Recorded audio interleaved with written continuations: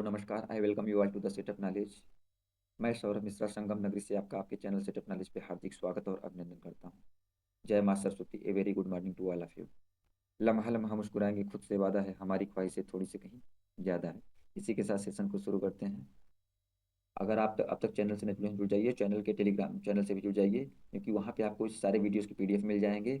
और videos related जिन information, quiz, current affairs सब वहाँ पे उपलब्ध होता है। तो आप एक बार चैनल से जुड़ जाइए, टेलीग्राम के भी। तो चलिए चलते हैं, देखते हैं टॉपिक क्या है आज। आज का टॉपिक हमने लिया है करंट अफेयर्स पार्ट 2। यानी पार्ट 1 ऑलरेडी हमने करा दिया, जिसमें हमने टॉप 100 क्वेश्चंस कराए हैं और उसके एक्सप्लेनेशन को भी हमने दिया है। तो ये जो पार्ट 2 है, इसमें आज हमने टॉप 50 क्वेश्चंस लिए हैं, जिससे पूरे के पूरे चांसेस हैं कि ये एग्जाम में आए। और ये हर एग्ज़ाम के लिए इम्पोर्टेंट है, जो आने वाले एग्ज़ाम लगे हुए हैं साथ में। लेकिन स्पेशली ये यूपीपी के लिए बनाया गया है। यूपीपी वाले तो इसको ज़रूर देखें, वीडियो की स्किप मत करिएगा। अगर आप करंट अफेयर करना चाहते हैं तो इसको अंत तक देखिएगा, काफ़ी हेल्पफुल होगा। आप वीडियो देख के खुद समझ सकते हैं। तो चलते हैं, बिना देर किए हुए आज के क्वेश्चन पे चलते हैं। तो पहला क्वेश्चन है, संयुक्त सैन्य अभ्यास डेजर्ट साइक्लोन भारत और किस देश के बीच आयोजित किया गया? UAE, Bahrain, Qatar, Mongolia. तो किसके बीच किया गया? यूएई के बीच। आप सुनते रहिएगा, सुनते सुनते याद हो जाएंगी चीज़ें। डेजर्ट साइक्लोन यानी यूएई, ऐसे याद कर सकते हैं। भारत और यूएई के बीच डेजर्ट साइक्लोन सैन्य अभ्यास हुआ था। चलिए आगे देखते हैं।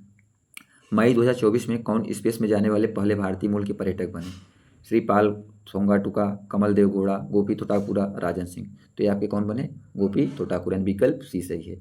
और गोपी थोटाकुरा के बारे में जान लीजिए, ये अमेज़न फाउंडर जेफ बेजोस। अब जेफ बेजोस की स्पेस कंपनी ब्लू ओरिजिन है। कौन है? ब्लू ओरिजिन के में ब्लू ओरिजिन है। इसी ब्लू ओरिजिन ने 6 लोगों को न्यू शेपर्ड रॉकेट से स्पेस भेजा है। इसमें आंध्र प्रदेश के, ये कहाँ के निवासी हैं? आंध्र प्रदेश के 30 वर्षीय गोपी थोटाकुरा भी एक टूरिस्ट के रूप में शामिल हैं। और ये उन राकेश शर्मा के बाद पहले ऐसे भारतीय बन गए जो अंतरिक्ष पर्यटक में रूप में मतलब गए। और भारत और दूसरे भारतीय हैं। यानी राकेश शर्मा के बाद अंतरिक्ष में जाने वाले पहले भारतीय, और ऑल ओवर देखा जाए तो दूसरे भारतीय हैं। और राकेश शर्मा अंतरिक्ष में कब गए थे? 1984 में। कब गए थे? 1984 में। तो राकेश शर्मा पहले अंतरिक्ष यात्री, दूसरे कौन बन गए? गोपी थोटाकुरा। इससे आप क्वेश्चन ऐसे पूछ सकता है कि दूसरे अंतरिक्ष यात्री कौन है? तो गोपी थोटाकुरा हैं। और कहाँ के हैं? आंध्र प्रदेश के हैं। और किसकी कंपनी से गए हैं? जेफ बेजोस की कंपनी ब्लू ओरिजिन है, उससे गए हैं। और 30 वर्ष के हैं। और ये राकेश शर्मा के बाद दूसरे बन गए। राकेश शर्मा 1984 में गए थे। चलिए आगे चलते हैं। प्रतिवर्ष दुनिया भर में अंतर्राष्ट्रीय जैव विविधता दिवस यानी international day for biological diversity कब मनाया जाता है? 20 मई को, 22 मई को, 23 मई को, 25 मई को। ये आपका कब मनाया जाता है? 22 मई को मनाया जाता है। अब 22 मई 2024 को दुनिया भर में अंतर्राष्ट्रीय जैव विविधता दिवस मनाया गया। इस दिवस को प्रतिवर्ष जानते हैं क्या होता है? पर्यावरण और जैव विविधता की रक्षा करने और संरक्षण के लिए लोगों को जागरूक करने के उद्देश्य मनाया जाता है। लोगों को जागरूक करने के उद्देश्य मनाया जाता है।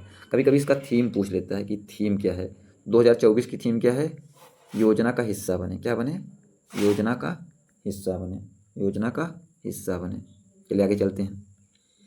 कौन सी बॉलीवुड अभिनेत्री यूनिसेफ इंडिया की नई नेशनल एम्बेसडर बनी? तो कंगना रनौत, प्रियंका चोपड़ा, करीना कपूर, अनुष्का शर्मा। तो कौन बनी? करीना कपूर। तो जो करीना कपूर हैं, ये यूनिसेफ इंडिया की नई ब्रांड एम्बेसडर बनी, नई ब्रांड एम्बेसडर बनी। चलिए आगे चलते हैं। ईरानी राष्ट्रपति इब्राहिम रईसी हाल ही में एक हेलीकॉप्टर दुर्घटना में उनका निधन हो गया। और यह दुर्घटना ईरान से के किस प्रांत से संबंधित है या किस प्रांत में हुआ? Ilam, Azerbaijan, Isfahan, Kerman. तो ये कहाँ पे हुआ? अजरबैजान में। कहाँ पे हुआ? अजरबैजान में। अब ये इससे सवाल ये बन सकते हैं कि ईरान के राष्ट्रपति कौन थे जिनकी हेलीकॉप्टर दुर्घटना में डेथ हो गई, मृत्यु हो गई? तो थे इब्राहिम रईसी।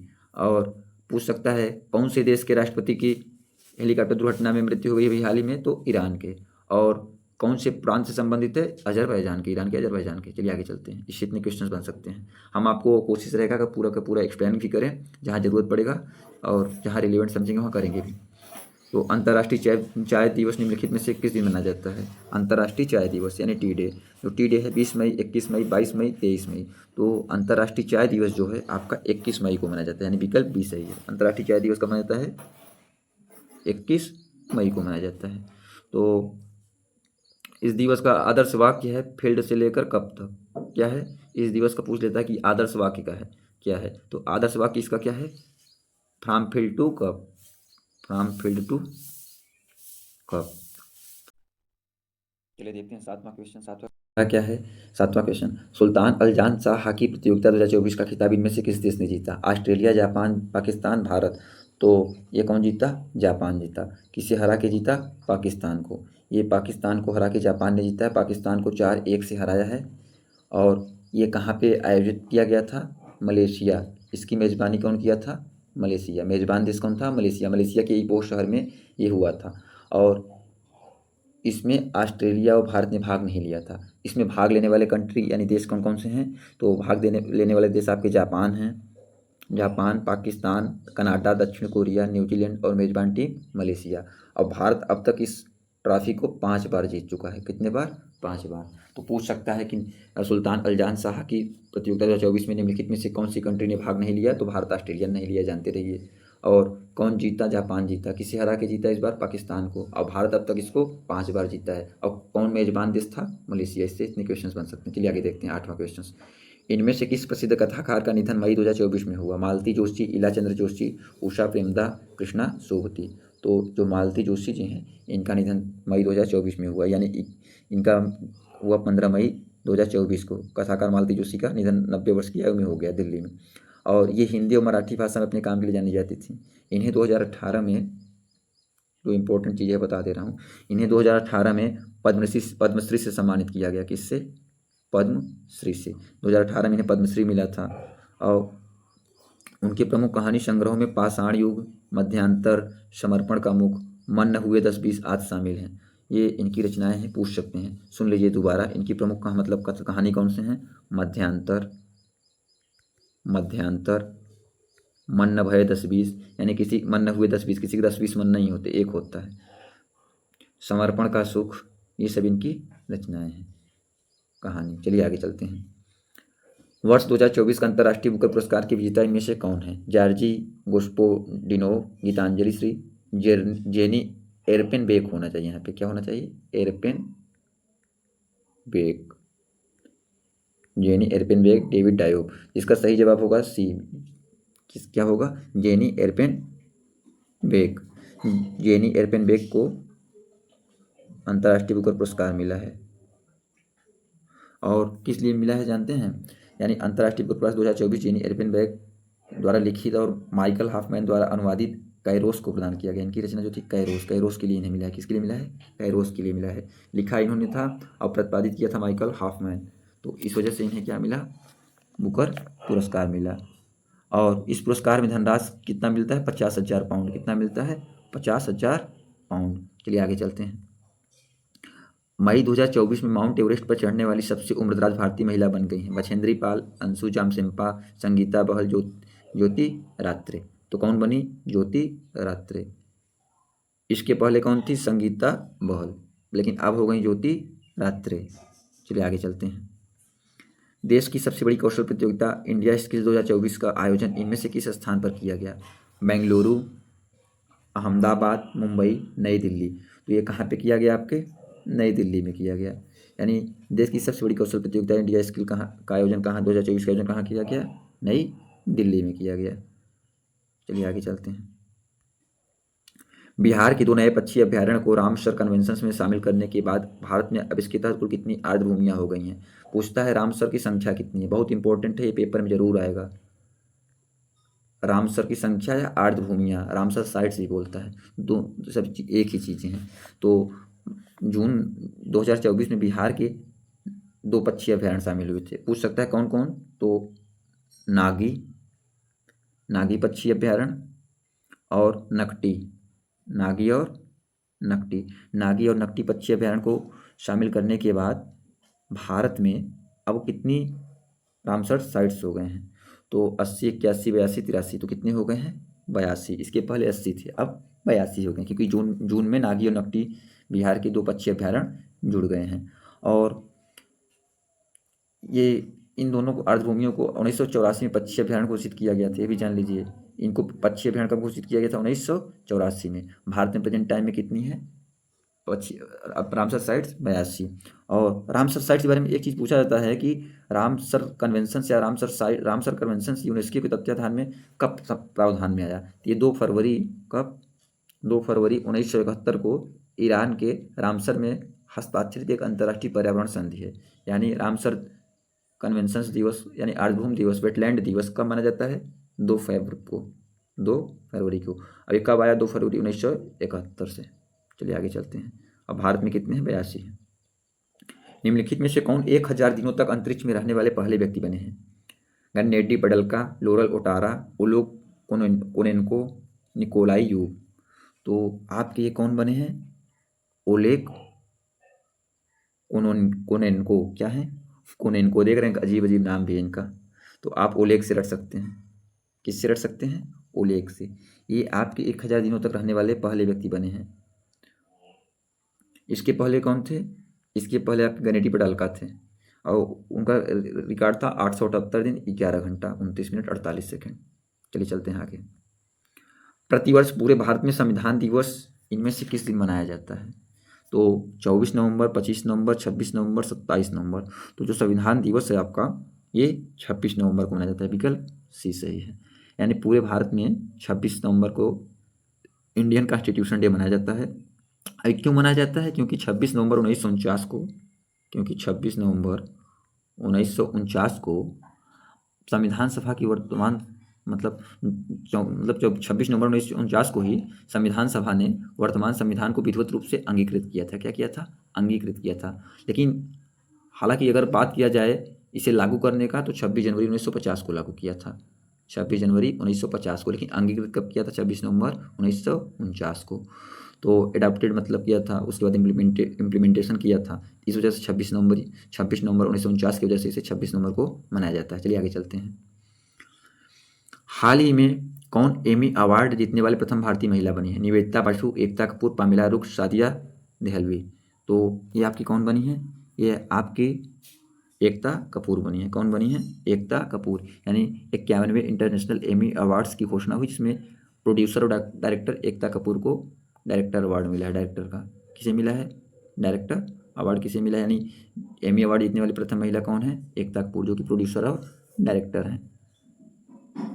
और पहली बार किसी भारतीय को इस अवार्ड से सम्मानित किया गया।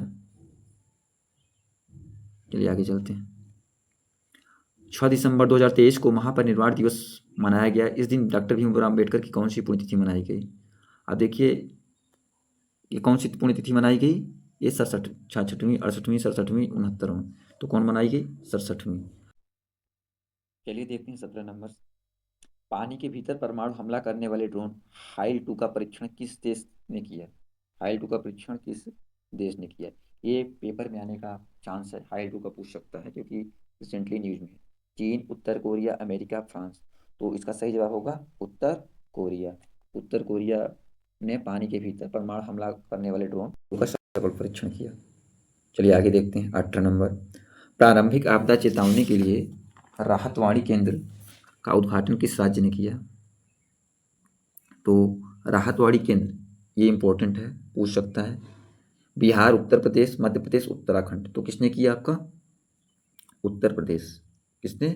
उत्तर प्रदेश। चूँकि यूपीपी का एग्जाम है, यूपी से संबंधित है, इसलिए मोस्ट इंपॉर्टेंट हो जाता है। आप इसको एक बार विशेष ध्यान दे लीजिए कि प्रारंभिक आपदा चेतावनी के लिए राहतवाड़ी केंद्र का उद्घाटन किस राज्य ने किया? उत्तर प्रदेश ने। इसके बारे में बता देते हैं कि उत्तर प्रदेश राज्य के मुख्य सचिव दुर्गा शंकर मिश्रा ने राज्य में जो प्राकृतिक आपदाएं हैं यानी वो खतरे हैं उनसे निपटने के लिए आपदा के पूर्व चेतावनी केंद्र राहतवाड़ी केंद्र का उद्घाटन किया। अब इसका कार्य क्या है? आपदा की पूर्व चेतावनी तथा पूर्वानुमान की जानकारी उपलब्ध कराना। आप लोग देख रहे होंगे इसकी टेस्टिंग जब चल रही थी कुछ समय पहले मोबाइल पे एसएमएस आ जाते थे, ऑटोमेटिक मैसेज आते थे, बीप करके साउंड करके एक मैसेज आता था, वो इसी से संबंधित है, यूपी से है, बहुत इंपॉर्टेंट है, बिल्कुल आ सकता है, इसको आप ध्यान रख लीजिए, बार बार ध्यान रख लीजिए इसे।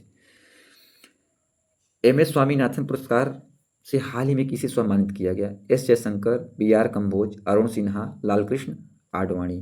तो इस पुरस्कार से किसे सम्मानित किया गया आपको? BR कंबोज को, प्रोफेसर BR कंबोज को। BR कंबोज को कृषि में उनकी उत्कृष्ट उपलब्धियों के कारण MS स्वामीनाथन पुरस्कार दिया गया। और ये क्या है कि प्रतिष्ठित पुरस्कार है, पूछ सकता है इसकी शुरुआत कब से हुई? तो 2004 से हुई। कब से हुई? 2004 से। इसकी शुरुआत 2004 से हुई। चलिए आगे देखते हैं। हाल ही में भारतीय नौसेना के नए प्रमुख कौन बने हैं? हरि वी शर्मा, दिनेश कुमार त्रिपाठी, राकेश कुमार वर्मा, विजय पटेल। तो कौन बने हैं आपके? आपके बने हैं दिनेश कुमार त्रिपाठी। नौसेना के नए प्रमुख कौन बने हैं? दिनेश कुमार त्रिपाठी। और इन्होंने किसका स्थान लिया, पूछ सकता है। तो इन्होंने भारतीय नौसेना स्टाफ के प्रमुख एडमिरल आर हरि कुमार का स्थान लिया। किसका? आर हरि कुमार का स्थान लिया। चलते हैं आगे, देखते हैं। हाल ही में स्वदेश दर्शन 2.0 योजना में किस वन्यजीव अभ्यारण्य को शामिल किया गया? यानी हाल ही में स्वदेश दर्शन 2.0 योजना में किस वन्यजीव अभ्यारण्य को शामिल किया गया? सुनाबेड़ा वन्यजीव अभ्यारण्य, कोटागढ़ वन्यजीव अभ्यारण्य, डिब्रूगढ़ वन्यजीव अभ्यारण्य, हादागढ़ वन्यजीव अभ्यारण्य। तो किसे शामिल किया गया आपके? ये आपके डिब्रूगढ़ वन्यजीव अभ्यारण्य को शामिल किया गया। डिब्रूगढ़ वन्यजीव अभ्यारण्य को स्वदेश दर्शन 2.0 योजना में शामिल किया गया। और स्वदेश दर्शन कार्यक्रम भारत सरकार ने के पर्यटन मंत्रालय द्वारा कौन से मंत्रालय द्वारा? पर्यटन मंत्रालय के द्वारा 2015 से शुरू किया गया है। कब शुरू किया गया है? 2015 से। चलिए आगे चलते हैं।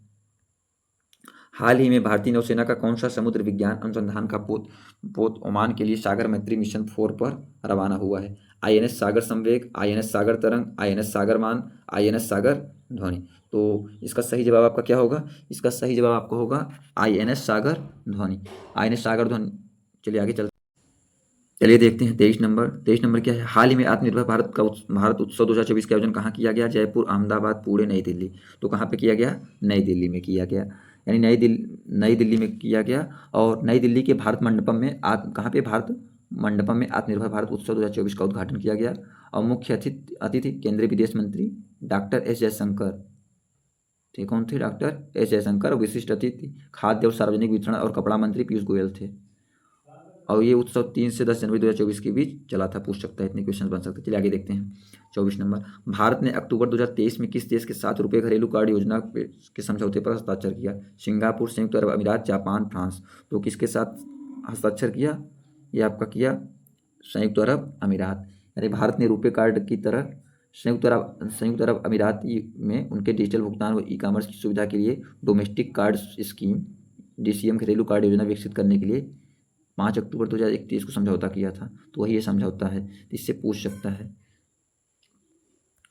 चलिए आगे चलते हैं। 8 अक्टूबर 2023 को 91वीं वायुसेना दिवस के शुभ अवसर पर इसमें से किस स्थान पर एक एयर शो का आयोजन किया गया था? प्रयागराज, लखनऊ, वाराणसी, गाजियाबाद। तो कहाँ पे किया गया था? ये आपके प्रयागराज में किया गया था। काफ़ी शो दिलचस्प था, क्योंकि प्रयागराज का ये शो जो था पूरे एकदम दर्शन का केंद्र बन गया था।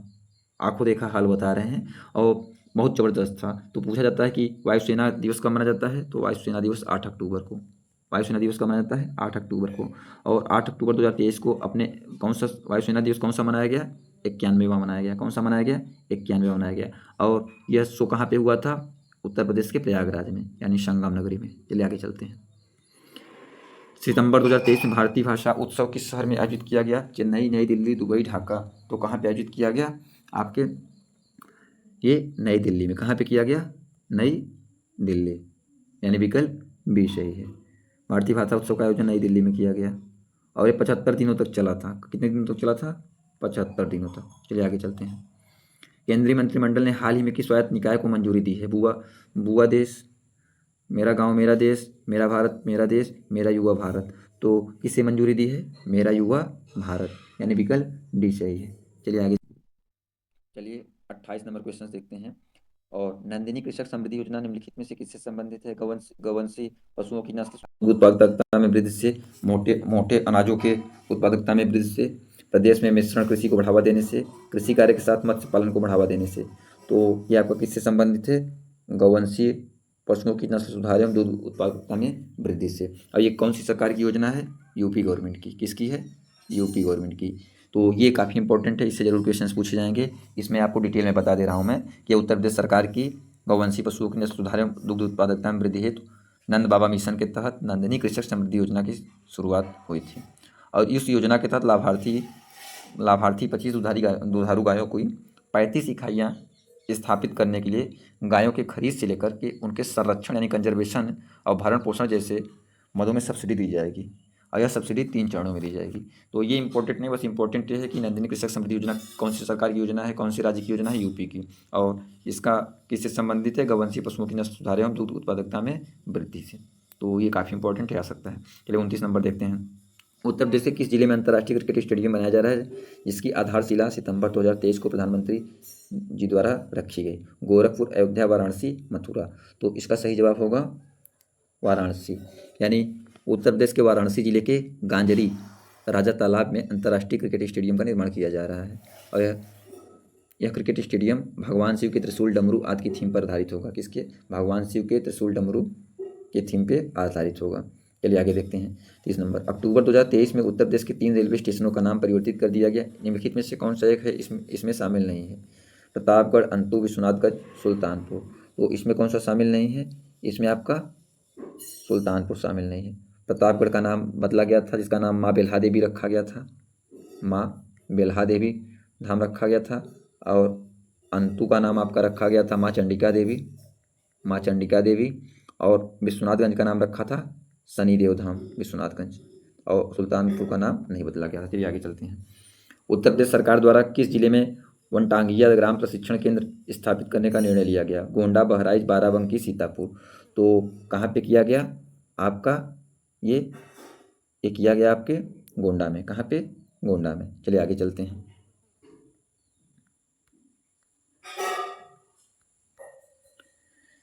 देश का पहला नाइट सफारी कहाँ बनाया जाएगा? यानी देश का पहला नाइट सफारी कहाँ बनाई जाएगी? वाराणसी, पीलीभीत, इटावा, लखनऊ। तो देश का पहला नाइट सफारी कहाँ बनाया जाएगा? ये आपका लखनऊ में बनाया जाएगा। कहाँ पे? लखनऊ में बनाया जाएगा। लखनऊ के कुकरेल वन क्षेत्र में सिंगापुर की तर्ज पर देश की पहली नाइट सफारी और नए चिड़ियाघर की स्थापना की जाएगी। चलिए आगे चलते हैं। अरबपतियों की हुरून ग्लोबल रिच लिस्ट में उत्तर प्रदेश में प्रथम स्थान पर हैं। कौन है? मुरलीधर ज्ञानचंदानी, सचिन अग्रवाल, विमल ज्ञानचंदानी, अनिल कुमार सिंह। तो ये कौन है आपके? ये है आपके मुरलीधर ज्ञानचंदानी। ये ग्लोबल रिच लिस्ट में उत्तर प्रदेश में पहले स्थान पे हैं। कौन? मूलचंदानी जी। और इनके बारे में कुछ जान लीजिए। ये अरबपतियों की मतलब लिस्ट में उत्तर प्रदेश में 34 उद्योगपतियों ने अपना स्थान बनाया उत्तर प्रदेश के, और उसमें ये पहले स्थान पे हैं। घड़ी समूह, मुरलीधर ज्ञानचंदानी, तब विमल चंदानी उत्तर प्रदेश के अरबपतियों की सूची में पहले और दूसरे स्थान पे हैं। पहले पे कौन है? मुरलीधर ज्ञानचंदानी। दूसरे पे विमल ज्ञानचंदानी। और पूरे भारत में इनकी रैंकिंग 145वीं है और 219वीं है। चलिए आगे चलते हैं। ग्राम पंचायतों में डिजिटल लेन देन को बढ़ावा देने के लिए किस अभियान की शुरुआत की गई है? समर्थ अभियान, डिजिटल पेमेंट अभियान, पंचायत पे अभियान, सार्थक अभियान। ये इंपॉर्टेंट है, पूछा जा सकता है। तो किसकी शुरुआत की गई है? समर्थ अभियान की। किसकी शुरुआत की गई है? समर्थ अभियान की। तो जो समर्थ अभियान है ग्राम पंचायतों में डिजिटल लेन देन के लिए बनाया गया है। चलिए आगे देखते हैं। फिल्म फेयर अवार्ड 2023 में लस्ट स्टोरीज के लिए बेस्ट डायरेक्शन का पुरस्कार प्राप्त करने वाली आशी उत्तर प्रदेश से किस जनपद संबंधित है? रायबरेली, सहारनपुर, बरेली, प्रयागराज। तो ये बरेली संबंधित है। इनसे क्वेश्चन बन सकते हैं, मतलब कि फिल्म फेयर अवार्ड 2023 में लस्ट स्टोरीज 2 के लिए बेस्ट डायरेक्शन का पुरस्कार प्राप्त करने वाली आशी कहाँ की हैं? बरेली की हैं। और आशी ने और कौन सी फिल्म का डायरेक्शन किया है? यानी आशी निर्माता के तौर पे कौन कौन सी फिल्म काम की हैं? तो इनका फिल्म है काला कांडी। काला कांडी। काला कांडी के अलावा लस्ट स्टोरीज है, घोस्ट स्टोरीज है। ये सब फिल्म आशी ने डायरेक्शन दिया है इसका, और ये उत्तर प्रदेश की बरेली से हैं। चलिए आगे चलते हैं। जुलाई 2024 में राष्ट्रपति द्वारा कितने लोगों को शौर्य चक्र सम्मानित किया गया? तो 24, 30, 26, 35। तो कितने लोग को शामिल किया गया? ये आपके 26 लोग को शामिल किया गया, सम्मानित किया गया। कितने लोग को सम्मानित किया गया? 26 लोग को। यानी जुलाई 2024 में राष्ट्रपति द्रौपदी मुर्मू ने 26 लोगों को शौर्य चक्र प्रदान किया है, जिसमें 7 लोगों को मरणोपरांत मिला है। 7 लोग को मरणोपरांत मिला है। और पुरस्कार कौन देता है? राष्ट्रपति देते हैं। कौन देता है? राष्ट्रपति देते हैं। चलिए देखते हैं 36 नंबर आपका देखते हैं। 36 नंबर क्या है? 36 नंबर है वर्ष 2024 में जारी वर्ल्ड प्रेस इंडेक्स 2024 में भारत को 180 देशों में इनमें से कौन सा स्थान प्राप्त हुआ? 155वां, 157वां, 159वां, 161वां। तो कितना प्राप्त हुआ? 159वां। कितना? 159वां। और पूछ लेता है कि ये इसे विश्व प्रेस स्वतंत्रता सूचकांक भी कहते हैं हिंदी में। World press freedom index English में, और विश्व प्रेस स्वतंत्रता सूचकांक, विश्व प्रेस स्वतंत्रता सूचकांक। और कौन जारी करता है? आरएसएफ। आरएसएफ मतलब रिपोर्ट्स विदाउट बॉर्डर, आरएसएफ द्वारा। यानी जो रिपोर्ट्स विदाउट बॉर्डर आरएसएफ द्वारा 180 देशों की रिपोर्ट में भारत को कौन सा स्थान दिया गया? 159वां। और पिछले वर्ष कितना था? 161 था। पिछले वर्ष कितना था? 161। चलिए आगे चलते हैं। 38 नंबर। चीन ने मई 2024 में अपना अंतरिक्ष यान स्पेसक्राफ्ट चांग ई 6 को प्रक्षेपित किया है। इस संदर्भ में निम्न कथनों में से कौन सा सही है? चांग ई 6 चीन का दूसरा मंगल रिसर्च मिशन है। यह प्रक्षेपण रॉकेट लॉन्च मार्च 5Y8 के माध्यम से किया गया। चांग ई 6 के 4 हिस्से हैं: आर्बिटर, लैंडर, एसेंडर और रिटर्नर। तो केवल 1 2 3 1 और 3 1 2 3। तो इसका सही जवाब आपका होगा 1 2 3, यानी तीनों सही है। आपका तीनों सही है। इसमें क्या है कि ये भी सही है, ये तीनों सही है। चलिए आगे चलते हैं। एक भारतीय नौसेना ने अप्रैल 2024 में पूर्वी समुद्री तट पर एक सैन्य अभ्यास का आयोजन किया था। इसका नाम था अभ्यास समुद्रम, अभ्यास हिंद भारत, अभ्यास सौर, अभ्यास पूर्वी लहर। तो इसका क्या नाम था? इसका आपका नाम अभ्यास पूर्वी लहर, अभ्यास पूर्वी लहर। यानी ये कब किया गया था? ये अप्रैल 2024 में किया गया था। इसको किसके नाम से जाना जाता है? अभ्यास पूर्वी लहर के नाम से जाना जाता है। चलिए आगे चलते हैं। 40 नंबर। महासागर दशक सम्मेलन 2024 यानी ओशन डिकेड कॉन्फ्रेंस 2024 इनमें से किस स्थान पर आयोजित किया गया था? Bangkok Thailand, Canberra Australia, Barcelona Spain, Shanghai चीन। तो ये कहाँ पे किया गया था? Barcelona Spain. कहाँ पे किया गया था? Barcelona Spain. चलिए आगे चलते हैं। मई 2024 में अंतर्राष्ट्रीय शतरंज महासंघ FIDE ने निम्न में से किन्हें आधिकारिक तौर पर ग्रैंड मास्टर खिताब से सम्मानित किया है? हरिका द्रोणावल्ली, कोनेरू हम्पी, वैशाली रमेश बाबू। केवल 3, केवल 2, 1 और 3, 1 2 3। तो एक किसे किया गया था? केवल 3, यानी सिर्फ वैशाली रमेश बाबू, यानी केवल 3। और अंतर्राष्ट्रीय शतरंज महासंघ FIDE ने भारतीय शतरंज खिलाड़ी वैशाली रमेश बाबू को आधिकारिक तौर पर ग्रैंड मास्टर खिताब से सम्मानित किया है मई 2024 में। चलिए आगे चलते हैं। इसरो ने हाल ही में कार्बन नोजल विकसित किया है। इस संदर्भ में इनमें से कौन सा कथन सत्य है? सीसी नोजल का उपयोग रॉकेट इंजनों में किया जाता है, यानी कार्बन नोजल का उपयोग रॉकेट इंजनों में किया जाएगा। इससे रॉकेट की पेलोड क्षमता में बढ़ोतरी होगी। सीसी नोजल ऑक्सीकरण वाले वातावरण में परिचालन सीमा को बढ़ाती है। केवल 1 2 और 3, 1 और 3, 1 2 3। तो इसका सही जवाब क्या होगा? इसका सही जवाब आपका होगा 1 2 3। इसमें सब सही है, यानी सीसी नोजल का उपयोग रॉकेट इंजन में किया जाएगा, बिल्कुल सही है। इससे रॉकेट की पेलोड क्षमता में बढ़ोतरी बिल्कुल बढ़ेगी। और सीसी नोजल ऑक्सीकरण वाले वातावरण में परिचालन सीमा को बढ़ाती है, हाँ बिल्कुल बढ़ाती है। चलिए आगे चलते हैं। हाल ही में बहुचर्चित शब्द पीस क्लास शांति खंड निम्न से किससे संबंधित है? युद्धग्रस्त क्षेत्र में राहत सामग्री पहुंचाना, युद्ध विराम से, व्यापार समझौता से, परमाणु हथियार पर रोक से। ये किससे संबंधित है? ये आपका किससे संबंधित है? व्यापार समझौता से। किससे संबंधित है? व्यापार समझौता से, यानी WTO वाला है। तो ये आगे चलते हैं। ICC पुरुष T20 वर्ल्ड कप 2024 का आधिकारिक एंथम इनमें से क्या रखा गया है? Out of the world play for cricket, out of this world playing cricket together. तो इसका क्या रखा गया है? इसका रखा गया है आउट ऑफ दिस वर्ल्ड, यानी विकल्प सी सही है। विकल्प सी, आउट ऑफ दिस वर्ल्ड। और इस प्रतियोगिता का आधिकारिक anthem out of this world था।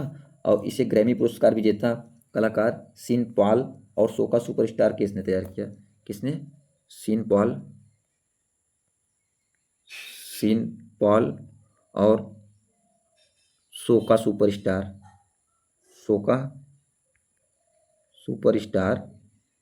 किसने तैयार किया था? और इस प्रतियोगिता में 20 टीमें वेस्ट इंडीज और USA में 55 दिन मैच खेली थी। बाकी इसके बारे में आपको पता ही है चीज़ें, कौन जीता जानते ही हैं।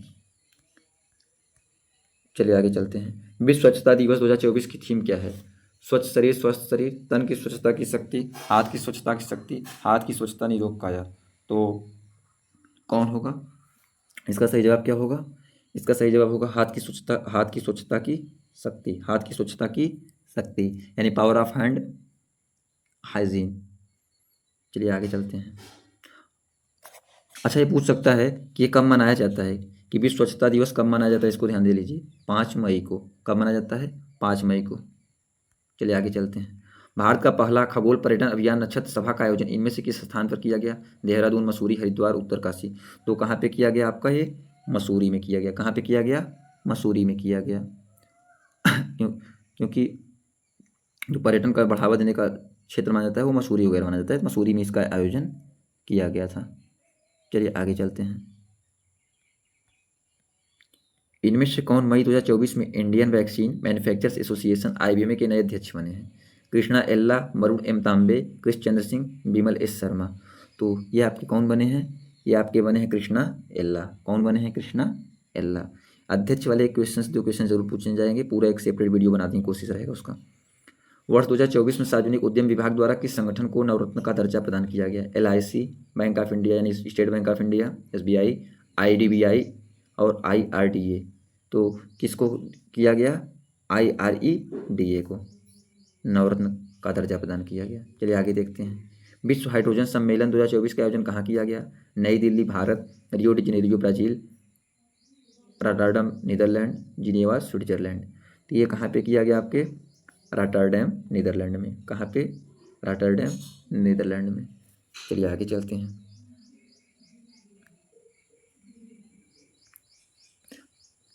भारत में निम्न से किस ग्रंथ को एशिया प्रशांत क्षेत्र के यूनेस्को की memory of the world Asia Pacific regional में शामिल किया गया? रामचरितमानस, पंचतंत्र, सहृदय लोकलोकन। केवल एक, केवल दो, एक और तीन, एक दो तीन। तो किसे शामिल किया गया? तीनों को, यानी रामचरितमानस को, पंचतंत्र को, सहृदय लोकन को। इन तीनों को एशिया प्रशांत क्षेत्र के यूनेस्को की memory of the world Asia Pacific regional में शामिल किया गया है। ये काफ़ी इंपॉर्टेंट है। और इसी के साथ आज का वीडियो समाप्त होता है। आशा करते हैं वीडियो आपको अच्छी लगी होगी। अगर इस स्पीड या कुछ समस्याएं या कुछ आपके सजेशंस हो तो आप कमेंट बॉक्स में अपना राय जरूर दें। हम कोशिश करेंगे उस चीज़ को इम्प्रूव करने का, और करेंगे भी। तो आई होप वीडियो आपको अच्छा लगा होगा, कंटेंट अच्छा लगा होगा। अगर आप चैनल पर नए हैं तो चैनल को सब्सक्राइब कर लें और बेल आइकन को प्रेस कर लें। और वीडियो अच्छा लगता है तो वीडियो को लाइक करें, ज़्यादा से ज़्यादा लोगों तक शेयर करें ताकि और लोग इससे जुड़ सकें। और आप टेलीग्राम चैनल से भी जुड़ सकते हैं इस वीडियो के PDF को प्राप्त करने के लिए। और किसी भी इन्फॉर्मेशन, न्यूज या करंट अफेयर्स को इसके लिए टेलीग्राम से अवश्य जुड़ें, क्योंकि वहाँ पे इन सब का PDF और ढेर सारी चीज़ें मिल जाएंगी। टेलीग्राम का लिंक कमेंट बॉक्स में दे दिया जाएगा। तो वीडियो ज़्यादा से ज़्यादा शेयर करें और लोग को जोड़िए। आप सबका धन्यवाद। Thank you so much all of you.